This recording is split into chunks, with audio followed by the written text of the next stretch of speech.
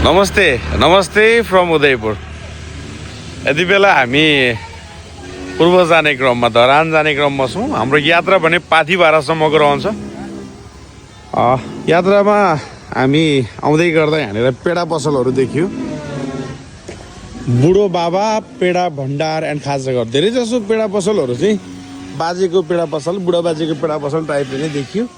ल हेर्नुहोस्, यस्तो मजाले पेडा बनाउने स्टाइल यो रहेछ।